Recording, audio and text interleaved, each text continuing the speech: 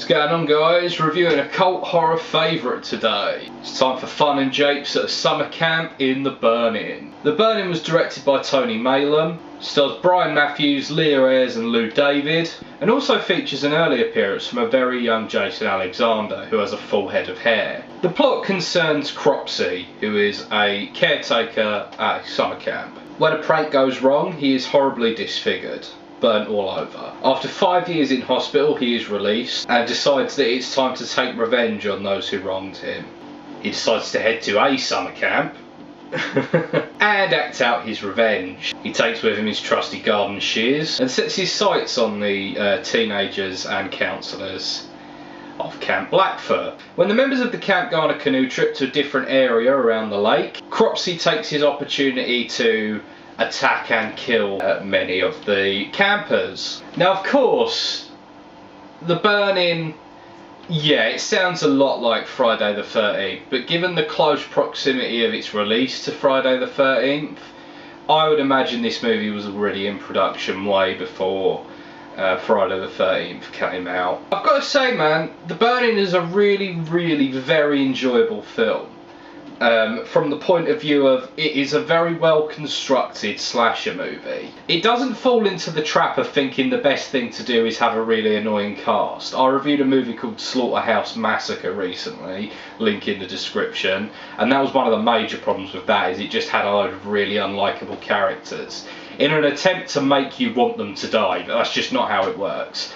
This film has really likeable characters. All of the well, most of the kids, you know, obviously there are, you know, the bullies and whatever, and characters are a little bit unsavoury, but for the most part, they're just kids, you know, they're teenagers having fun, hanging out, smoking cigars, you know, thinking about sex, doing the things that teenagers do, really. And that's the fun of this movie, is that it does have kind of a nice vibe that with characters that you're interested in, and then it counterbalances that with some real full-on blood and guts horror. Speaking of which, the effects in this movie are by Tom Savini. They're perfectly serviceable. There's a couple of them that are slightly awkward, but not quite, you know, up to, you know, his great standard that he would reach a little bit later in the 80s, but overall absolutely fine. Tom Savini's the master of this stuff. The raft scene is classic.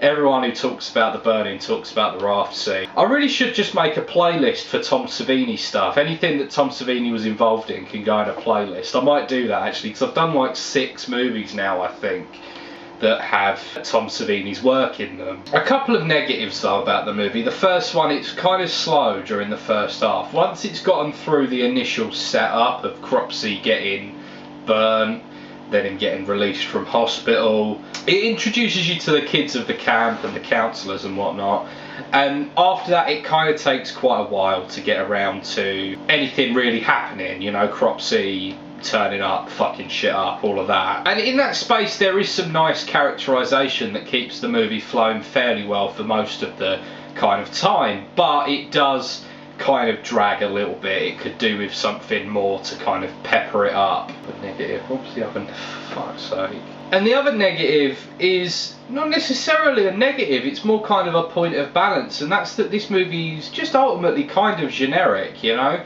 It's not like you're ever going to go, wow, you know, this movie, The Burning, you've got to go see it. It's just kind of a movie. It's a slasher movie, you know. It's quite a typical slasher movie. A very good example of a slasher movie, I will give it that. But it is a slasher movie, quite a basic nuts and bolts one, although affected very well. And I've got to say, on the whole, that kind of sums it all up fairly well. It's very well affected.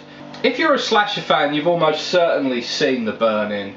But I mean, Arrow Video have recently released a limited edition steelbook of the movie. It's a really nice transfer. It comes with a nice booklet, some really cool extra features, interviews with the cast and the crew. There's a very interesting Tom Savini interview on there, so if you're into your practical effects, check that out. I do believe this is actually sold out already, from what I can tell, but yeah, I really like this steelbook. I'm not a big steelbook person, but I do like this one. It's nice art and stuff. So yeah, with The Burning being such a fun film, even though it's kind of a little bit on the generic side, I'm going to give it an 8 out of 10. It's a very solid movie. It's very well made, tells its story very well.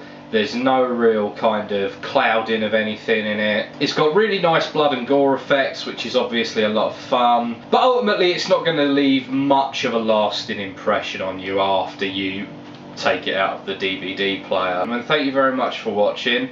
I hope you've enjoyed this video, and if you have, please do like, comment and subscribe. I'd really appreciate all of that. If you look in the description, you'll find a link to my podcast. It's called Ironcast. If you're a music fan, you really should check it out, because I put so much work into the podcast. So do my other two co-hosts, and we produce a great quality product. Every week you get an episode on Saturday totally for free. If you do one thing based on seeing this video, please go and check the podcast out. You're sure to find an episode that you're interested in hearing. Thanks very much for watching, ladies and gentlemen. I'll see you soon.